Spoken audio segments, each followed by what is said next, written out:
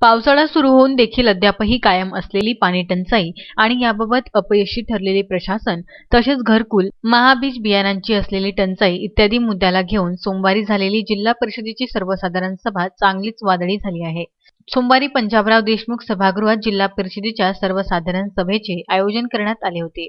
या सभेत पाणी टंचाई आणि त्यावरील पूर्णत्वास न गेलेल्या उपाययोजना या प्रश्नांवर ग्रामीण भागातील सदस्य चांगलेच आक्रमक झाले होते. पावसाळा सुरू होऊन देखील जिल्ह्यात अद्यापही पाणी टंचाई कायम आहे. चिखलदरा आणि धारणी परिसरात अद्यापही टँकरद्वारे पाणी पुरवठा होत आहे. परंतु मागील अनेक वर्षांपासून उपाययोजना करून देखील पाणी टंचाईचा प्रश्न सुटत नाही, असा प्रश्न सर्व सदस्यांनी उपस्थित केला आहे. सदर विषयाबाबत ग्रामीण पाणी पुरवठा विभागाला विचारणा केली असता त्यांची नीट उत्तरे देखील मिळत नसल्याचं काही सदस्यांनी सांगितले. तसेच जिल्हा परिषदेच्या सर्वसाधारण सभाही 3 महिन्यातून एकदाच होते, त्यामुळे उपस्थित केलेल्या प्रश्नाला उत्तर मिळत नसल्याची तक्रार जिल्हा परिषदच्या सदस्यांनी केली आहे. जिल्हा परिषदच्या 59 सदस्य हे दर 3 महिन्यांनी सर्वसाधारण सभेला येत असतात. 150 ते पावणे 200 किलोमीटरचं अंतर पार करून मेळघाटसारख्या भागातून सदस्य या ठिकाणी येतात. त्यांच्या मतदारसंघातले पाणी पुरवठ्याचे, बांधकाम विभागाचे प्रश्न ते घेऊन येतात.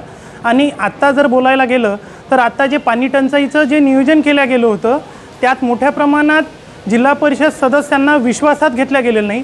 कारण नियोजन करत असताना कामं हे प्रस्तावित जिल्हा परिषद सदस्य करतात. त्यांच्या मतदारसंघातील गावकऱ्यांसोबत चर्चा करून प्रत्यक्ष जागेवर जाऊन ते नियोजन विभागाला प्रस्तावित करतात. परंतु एकदा नियोजन झाल्यानंतर त्यावर निधी आल्यानंतर ते टेंडर प्रोसेस करत असताना किंवा विकास कामं कशा पद्धतीनं करत आहेत यासाठी संबंधित विभागाचे अधिकारी हे प्रॉपर उत्तर संबंधित जिल्हा परिषद सदस्यांना देत नाही. आणि म्हणून आजच्या सर्वसाधारण सभेमध्ये सन्माननीय अध्यक्ष बबलूभाऊ देशमुख साहेब यांच्या उपस्थितीत हा मुद्दा मेळघाटमधील आणि या प्लेन विभागातील जिल्हा परिषद सदस्यांनी प्रकर्षानं त्यांच्या निदर्शनास दाखवून दिला की आजही म्हणजे पूर्ण उन्हाळा निघून गेल्यानंतर सुद्धा काही भागामध्ये मोठ्या प्रमाणात पाणी टंचाई जाणवत आहे. आणि आजचा मागच्या फेब्रुवारी महिन्याच्या उपस्थित केलेल्या मुद्द्यामध्ये मोठ्या प्रमाणात अनुपालन जे आहे ते हे विभागाकडून अजूनही दिल्या गेलेलं नाही. त्यावर विभाग प्रॉपर उत्तर देत नाही. आणि आजच्या सभेमध्ये सन्माननीय अध्यक्ष साहेबांनी संबंधित विभागाला ताकीद दिली आहे की अनुपालन हे त्या दिवसावरच दिलं गेलं पाहिजे. आणि म्हणून पाणी टंचाईच्या संदर्भात सक्त ताकीद देऊन संबंधित विभागांनी 8 दिवसामध्ये संबंधित संपूर्ण अहवाल जिल्हा परिषद सदस्यांना आणि अध्यक्ष महोदयांना द्यावा असं आजच्या सभेमध्ये ठरलं. सदर मुद्द्याची तात्काळ दखल घेत जिल्हा परिषदेचे अध्यक्ष बबलू देशमुख यांनी पाणी पुरवठा विभागाला चांगलेच खडसावले.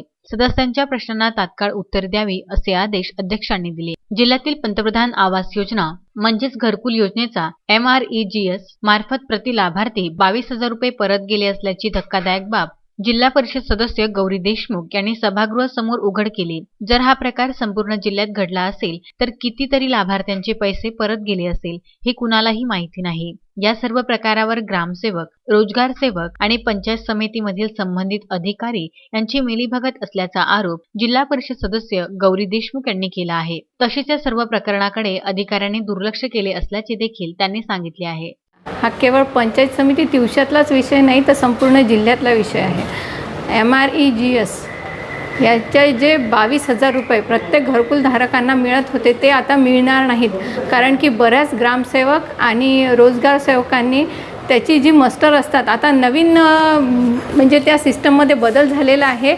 तर त्यामध्ये पहिले मस्टर टाका नंतर तुम्हाला चेक मिळेल असा विषय आहे. पण खूप रोजगार सेवकांनी आणि ग्रामसेवकांनी ही मस्टरच टाकलेली नाही.